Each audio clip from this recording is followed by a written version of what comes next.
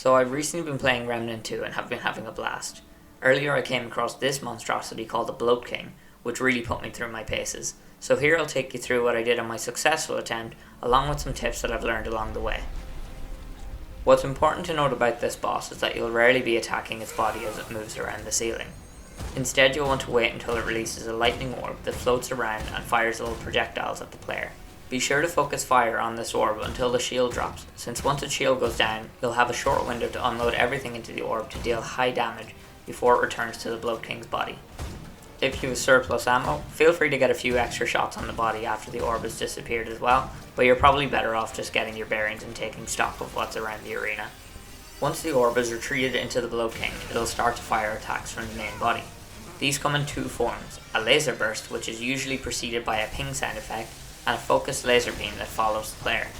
The laser burst can be dodged simply by rolling right before the attack fires, and the focused laser can be evaded by staying on the move or even by hiding behind the pipes that break up the arena if you're positioned correctly.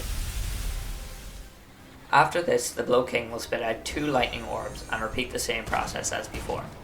One of these orbs is a decoy, which should be avoided, but you can tell which one is the real one by looking for a red pulse in the orb. From this point, the lightning orbs also get a new attack, where they send a slow moving ball towards you that detonates when you get close to it. This can either be destroyed by shooting it a few times, or you can just evade it at the last second if you want to focus fire on the orbs.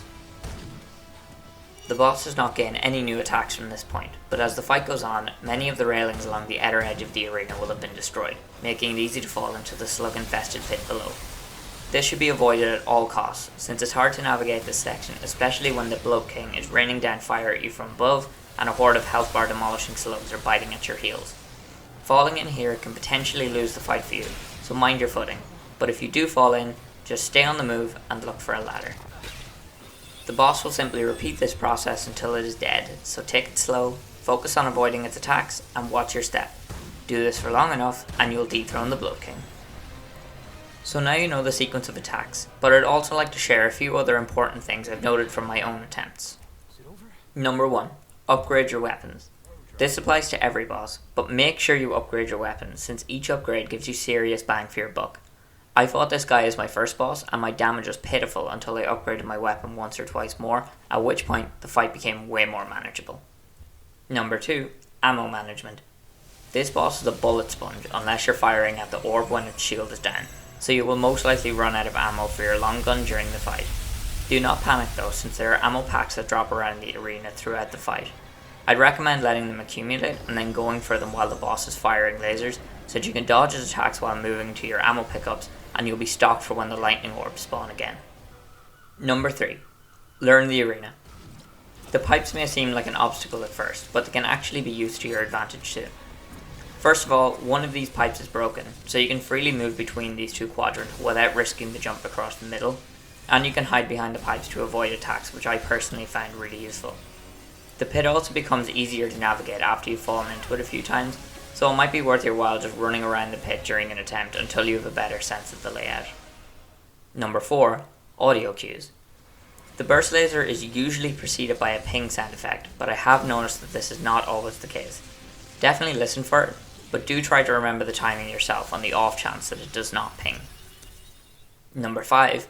Don't panic if you fall in the pit. Sure, you'll be surrounded by slugs, but these pose little threat if you stay on the move. The main things you have to look out for are the Bloat King's attacks, as well as the green slugs that emit an electric pulse that deals massive damage if you stay in it for too long.